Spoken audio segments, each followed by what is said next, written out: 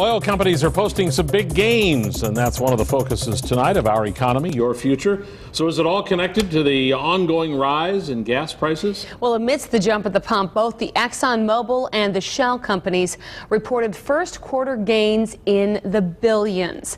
For Exxon, the gains are some of its best quarterly financial results ever. The price of unleaded gasoline is just less than $4 a gallon. Fox 11's Beth Jones has more on tonight's jump at the pump.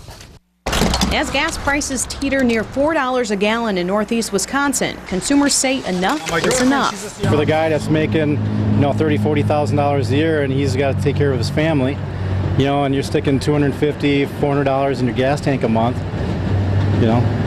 real tough. And others feel filling up is a little more irritating now that oil companies are reporting big profits this quarter.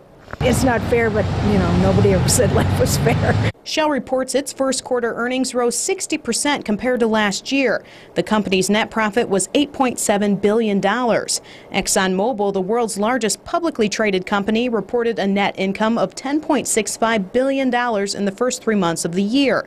That compares to $6.3 billion this time last year. Oil companies say gas prices do play a role in their earnings, but a very small part.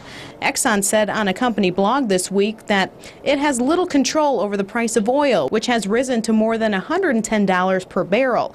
The company also noted that less than 3 cents of every dollar it earns comes from the sale of gasoline or diesel fuel.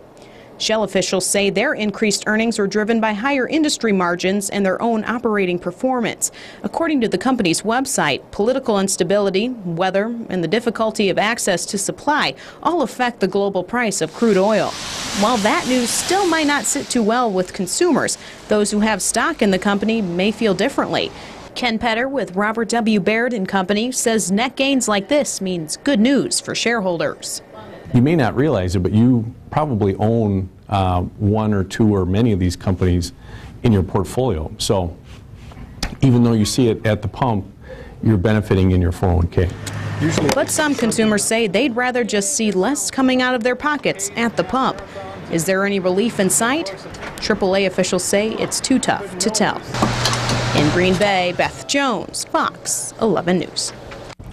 Well, the national average for a gallon of gasoline right now is $3.89. However, in many parts of Wisconsin, it is already more than $4 per gallon.